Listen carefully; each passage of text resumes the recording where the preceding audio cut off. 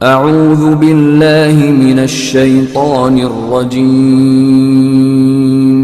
بسم اللہ الرحمن الرحیم۔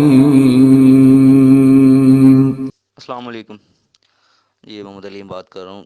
یہ سورہ بقرہ کی آیت نمبر 132 تک ہم پڑھ چکے۔ آج آیت نمبر 133 ہے۔ اعوذ باللہ من الشیطان الرجیم، بسم اللہ الرحمن الرحیم۔ ام کنتم شہداء اذ حضر یعقوب الموت اذ قال لبنیہ ما تعبدون من بعدی قالوا نعبد الہک و الہ آبائک ابراہیم و اسماعیل و اسحاق الہ واحد وَنَحْنُ لَهُ مُسْلِمُونَ۔ اور جس وقت یعقوب وفات پانے لگے تو تم اس وقت موجود تھے۔ بھلا جس وقت یعقوب وفات پانے لگے تو تم اس وقت موجود تھے۔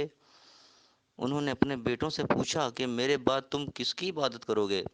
تو انہوں نے کہا کہ آپ کے معبود اور آپ کے باپ دادا ابراہیم اور اسماعیل اور اسحاق کے معبود کی عبادت کریں گے، جو معبود یکتا ہے، اور ہم اسی کے حکم بردار ہیں۔ تلک امۃ قد خلت لہا ما کسبت ولکم ما کسبتم ولا تسألون عما کانوا یعملون۔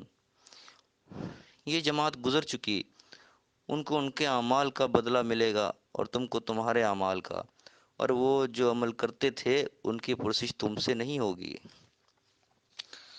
یہ آیت نمبر 33 اور 34 میں نے آپ کے سامنے پڑھی، اور جو سیدھا سادہ ترجمہ میرے سامنے لکھا ہے میں نے آپ کو پڑھ کے سنا دیا۔ اب اس میں دیکھتے ہیں ہمارے لیے کیا سبق ہے۔ اس میں اللہ تعالیٰ فرما رہا ہے، ام کنتم شہداء، بھلا تم حاضر تھے اور اس وقت موجود تھے، اس حضر یعقوب الموت، جب یعقوب علیہ السلام کو موت آنے لگی، حاضر ہوئی موت۔ اس قال لبنیہ، جب انہوں نے اپنے بیٹوں سے کہا، ما تعبدون من بعدی، تم کس کی غلامی کرو گے، کس کی عبادت کرو گے میرے بعد؟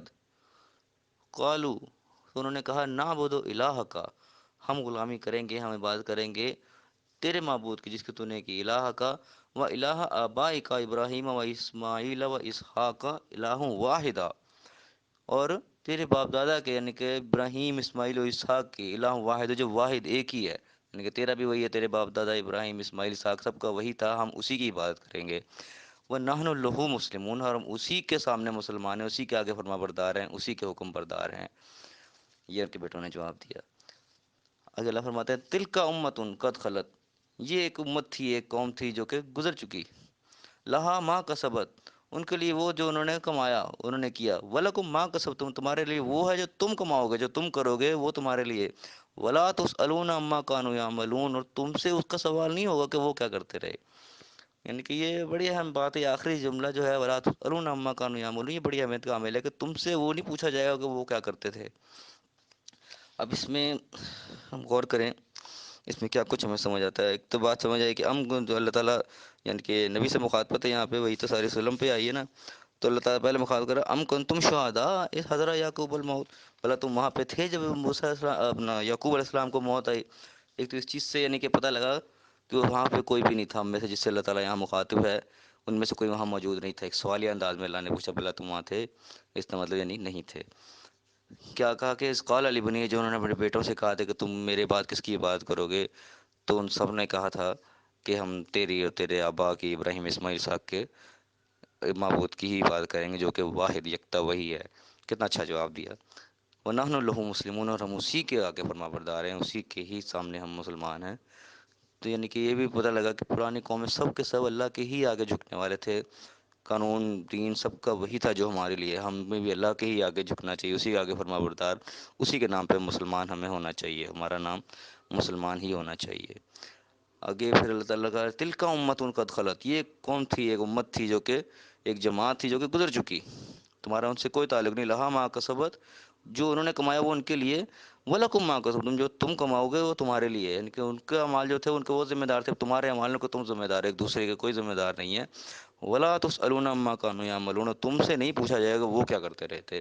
یہ جو آخری جملہ ہے نا، یہ ہمارے لیے بہت اہم سبق ہے کہ ہم آج کل زیادہ تر جو ہے دوسروں کی ٹو میں لگے تھے، فلاں کیا کرتا ہے، فلاں کیا کرتا ہے، وہ یہ کرتا ہے، وہ یہ کرتا ہے، یہ ہمارے لیے آج سبق ہے کہ ہم سے یہ نہیں پوچھا جائے گا کہ وہ کیا کرتا تھا، وہ کیا کرتا ہے، ہم سے ہمارے بارے میں پوچھا جائے گا کہ تم کیا کرتے تھے.